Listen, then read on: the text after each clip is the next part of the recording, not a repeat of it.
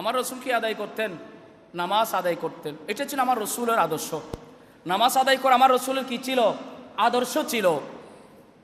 আম্মা আয়েশা সিদ্দিকা রাদিয়াল্লাহু তাআলা আনহা তিনি বলছেন, ইয়া রাসূলুল্লাহ, আমি দেখতে পাই যখন রাত হয়ে যায়, মানিক যখন গভীর ঘুমের মধ্যে আচ্ছন্ন হয়ে যায়, ইয়া রাসূলুল্লাহ, আমি আয়েশা আপনি রসুলকে দেখতে পাই আপনি রাত্রিকালীন উঠে যান, উযু করার পরে আপনি মুসল্লার মধ্যে দাঁড়িয়ে যান, এত লম্বা লম্বা সিজদা করেন, আমি আয়েশার মনে হয় একটা সিজদা 500 বছরের সমান।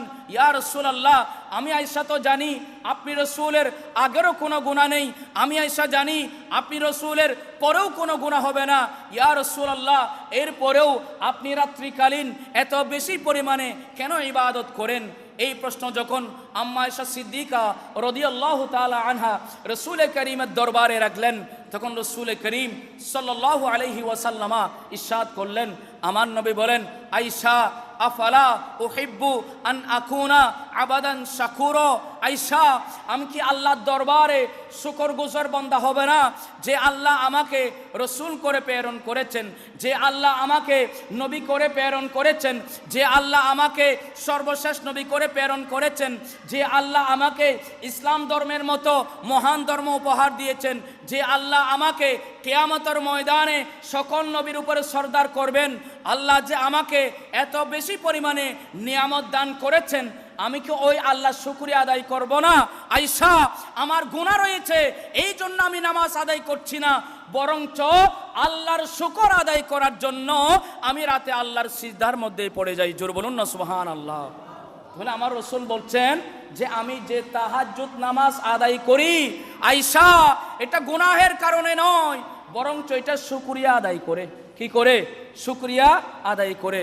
যেমন কোরআনে পাকের মাঝে এই রাসূলুল্লাহ তাহাজ্জুদ নামাজের ব্যাপারে একটি আয়াত এসেছে, ওয়া মিনাল লাইলি ফাতাহাজ্জাত বিহি নাফিলাতাল লাকা আসা আন ইয়াবআসাকা রাব্বুকা মাকামাম মাহমুদা।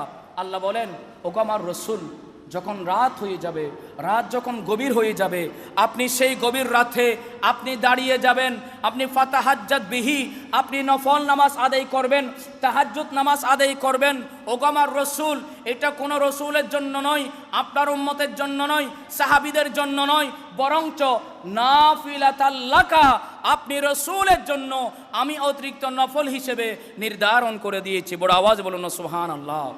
রাসূল করিম কি করতেন? রাতে তাহাজ্জুদ নামাজ আদায় করতেন। এটা রাসূলুল্লাহর জন্য ফরজ ছিল। এটা রাসূলুল্লাহর জন্য কি ছিল? ফরজ ছিল। তাহলে রাসূল করিম সাল্লাল্লাহু আলাইহি ওয়াসাল্লামার জীবনের দিকে যদি আমরা তাকাই, তাহলে দেখতে পাচ্ছি আমাদের নবীজি দৈনিক 5 ওয়াক্ত নামাজ আদায় করতেন, আবার রাতের বেলায় তাহাজ্জুদ নামাজও আদায় করতেন। জোরে বলুন না সুবহানাল্লাহ।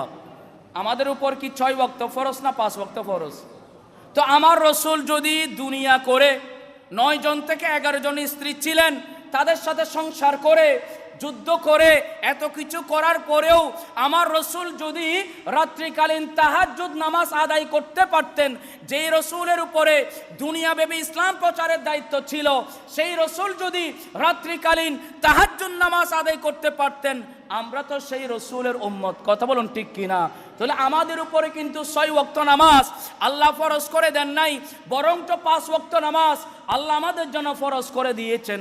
সুতরাং আমরা যদি সেই রাসূল করিম সাল্লাল্লাহু আলাইহি ওয়াসাল্লামার জীবন থেকে আমরা যদি শিক্ষা নিতে চাই, উসওয়াতুন হাসানা যদি আমরা গ্রহণ করতে চাই, আমার রাসূল যেমনিভাবে কখনো নামাজকে ত্যাগ করেন নাই, উম্মত হিসেবেও আমাদেরকে নামাজি ওয়ালা হতে হবে। কথা বলুন ঠিক কিনা?